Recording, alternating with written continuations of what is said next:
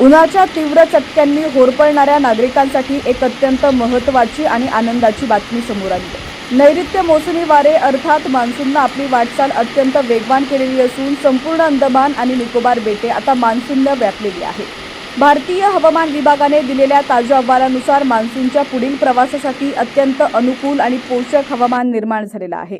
मोसमी वाऱ्यांच्या या वेगवान प्रगतीमुळे महाराष्ट्रातील कोकण, दक्षिण मध्य महाराष्ट्र आणि विदर्भाच्या काही भागात पुढील 5 दिवस वादळी पावसाचा येलो अलर्ट देण्यात आलाय। मात्र याच वेळी विदर्भातील वर्धा आणि यवतमाळ जिल्ह्यात उष्णतेच्या तीव्र लाटेचा ऑरेंज अलर्ट जारी करण्यात आल्याने राज्यात हवामानाचा दुहेरी खेळ पाहायला मिळतोय।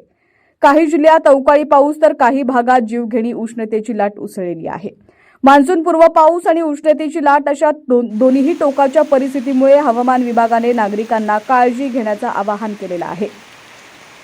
हवामान खात्याने स्पष्ट केलेले आहे की मोसमी वाऱ्यांनी अरबी समुद्र, बंगालचा उपसागर आणि अंदमान समुद्राच्या बहुतांश भागात यशस्वी गौडदौड केलेली आहे।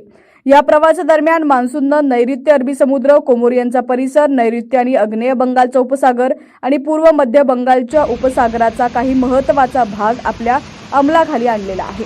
पुढील 2 ते 3 दिवसात हाच वेग कायम राहून मान्सून संपूर्ण अंदमान समुद्र काबीज करेल। या वेगवान प्रगतीमुळे यंदा केरळमध्ये मान्सून नेहमीपेक्षा आधीच म्हणजेच 26 मेच्या आसपास दाखल होण्याची दाट शक्यता वर्तवण्यात आली आहे। यानंतर महाराष्ट्रात 5 ते 6 मेच्या आसपास मान्सून दाखल होण्याचा अंदाज व्यक्त केला जातोय।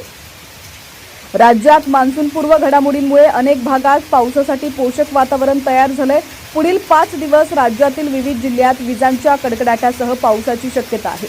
एकीकडे पावसाचं सावट असताना दुसरीकडे विदर्भ आणि मराठवाड्यातील काही जिल्हे उष्णतेच्या तीव्र लाटेने होरपळत आहेत। ठाणे, रायगड, नाशिक, अहिल्यानगर, पुणे, जालना, बीड, छत्रपती संभाजीनगर आणि नांदेड या जिल्ह्यांमध्ये काही ठिकाणी हलक्या पावसाच्या सरी कोसळतील, तर रत्नागिरी, सिंधुदुर्ग, कोल्हापूर, सातारा, सांगली, सोलापूर, धाराशिव, लातूर, चंद्रपूर, गडचिरोली आणि गोंदिया या जिल्ह्यात वादळी वाऱ्यासह मुसळधार पावसाचा येलो अलर्ट जारी करण्यात आलाय। तर पुणे, सातारा, सांगली, सोलापूर, धाराशिव आणि लातूरमध्ये पुढील 3 दिवस पावसाचं सावट असेल।